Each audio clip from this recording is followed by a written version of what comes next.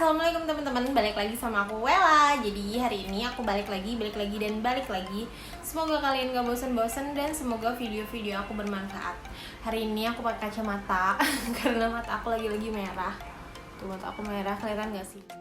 Kalian percaya gak sih kalau mesin waktu itu ada? Kayak mesin waktunya Doraemon yang bisa pergi ke masa depan, bisa memperbaiki sesuatu hal di masa depan atau di masa lalu. Kalau kalian punya mesin waktu itu, apa sih yang mau kalian lakuin? Atau kalian mau memperbaiki masa lalu? Atau kalian mau ngeliat sih masa depan kalian tuh gimana?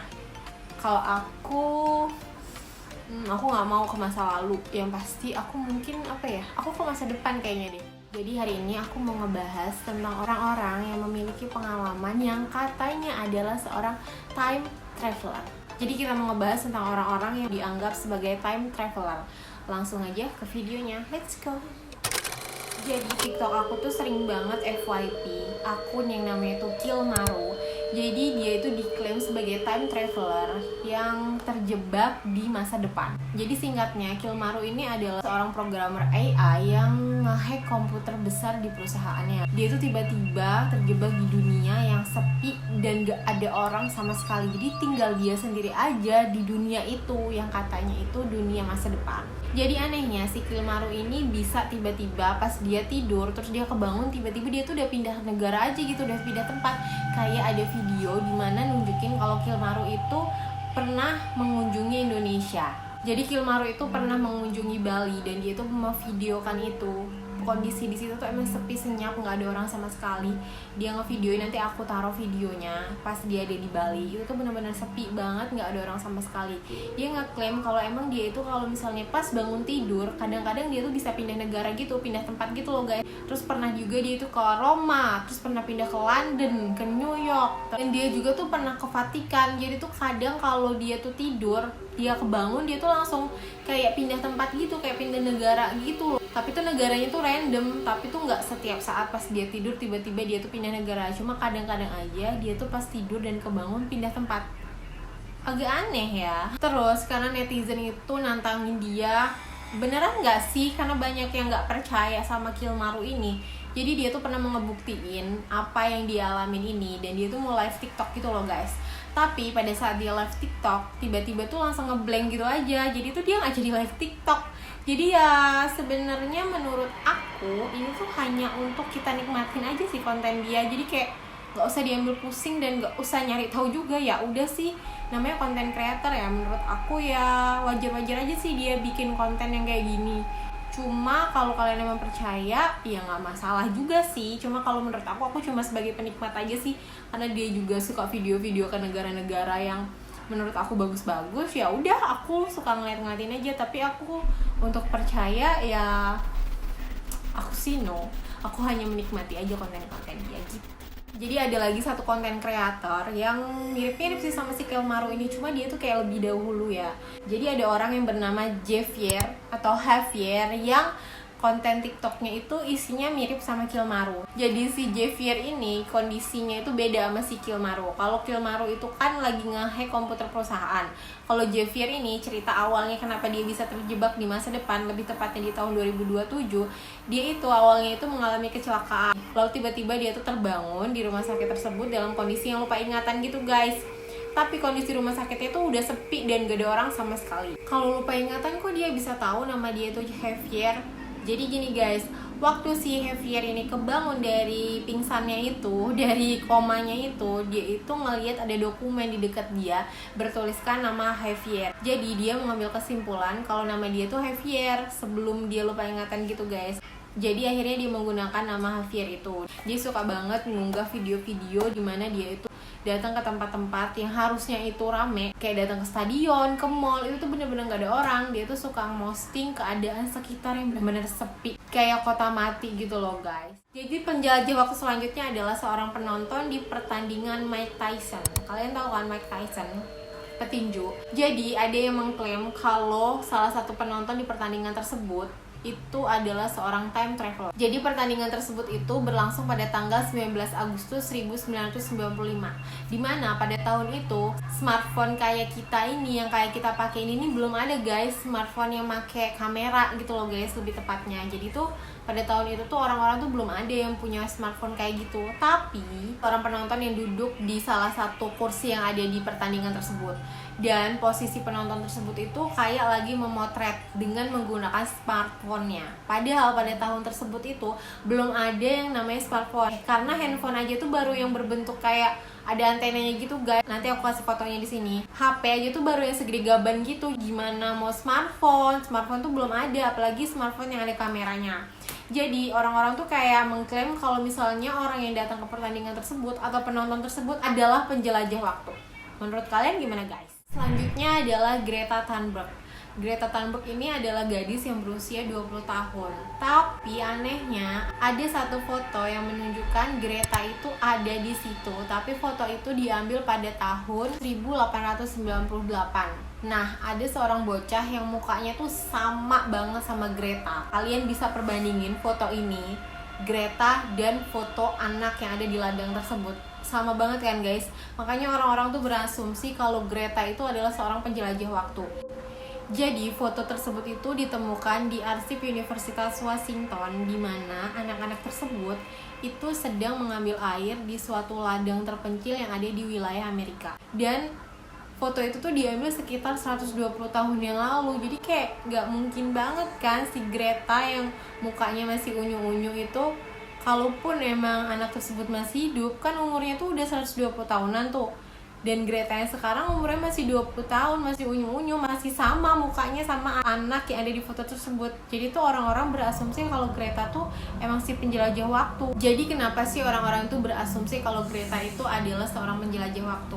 Kenapa? Jadi tuh karena Greta itu kan saat ini adalah seorang aktivis lingkungan. Dan foto yang diambil 120 tahun yang lalu itu, posisinya itu adalah Greta yang ada di 120 tahun yang lalu itu sedang bermain dengan alam. Jadi tuh kayak seolah-olah tuh saling berkaitan kalau mereka itu sama-sama mencintai alam gitu loh guys. Makanya orang-orang tuh berpikir, Greta datang dari masa depan untuk menyelamatkan lingkungan yang ada di sekitarnya itu loh, gitu ceritanya.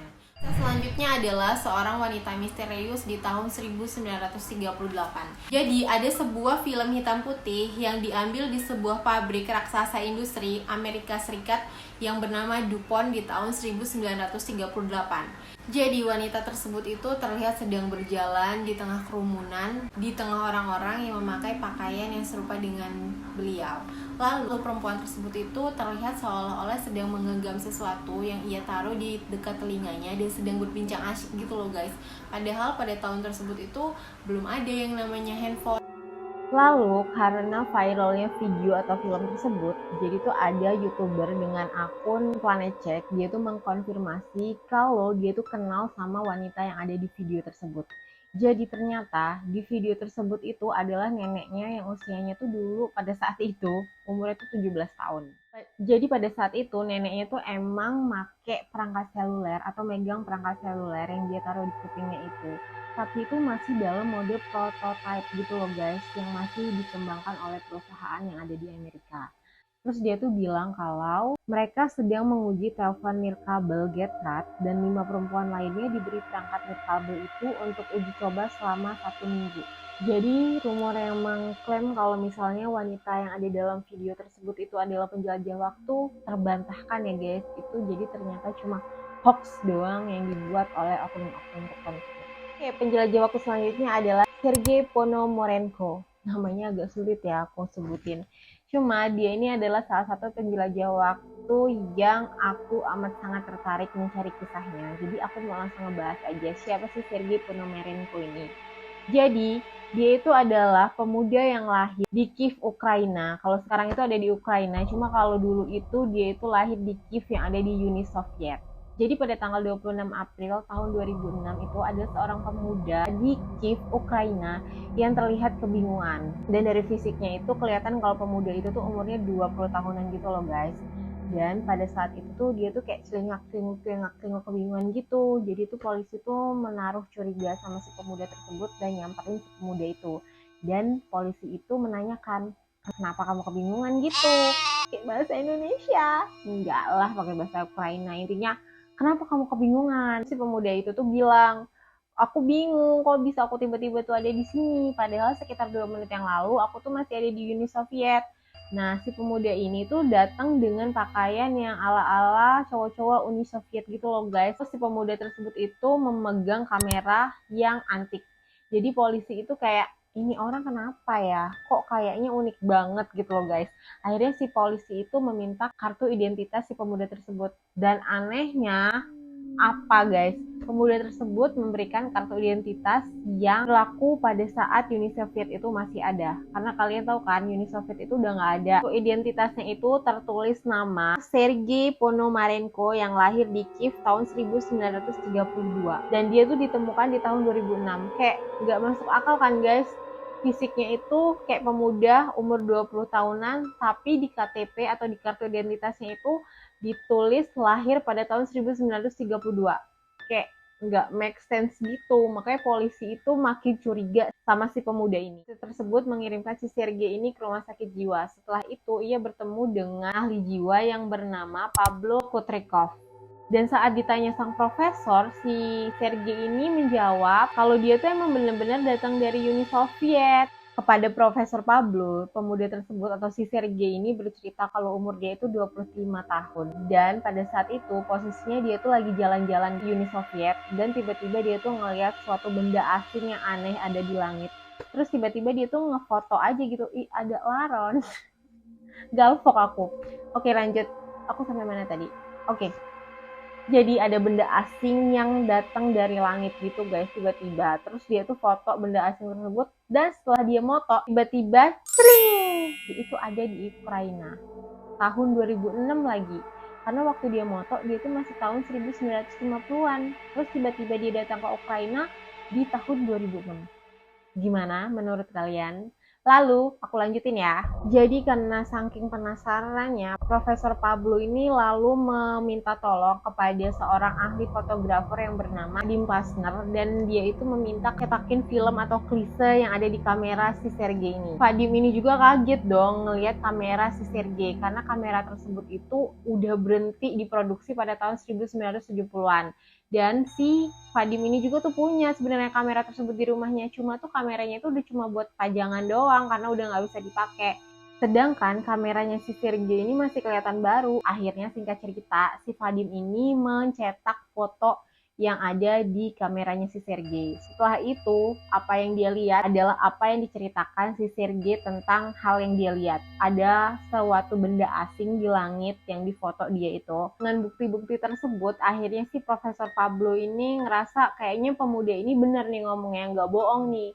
Akhirnya dia mulai mencari-cari informasi tentang pemuda tersebut. Sekedar informasi aja, kalau misalnya klise atau film itu tuh biasa tuh bertahan sekitar 2 atau 3 tahun setelah dia tuh dibuka dari rollnya. Sedangkan foto yang tercetak dari kameranya si Sergei ini itu tuh bagus kualitasnya. Kualitasnya tuh bener-bener kualitas foto yang baru jepret gitu loh guys. Terus ada salah satu foto yang dicetak itu ada seorang pemuda dan cewek sama cowok gitu, pasangan kekasih gitu.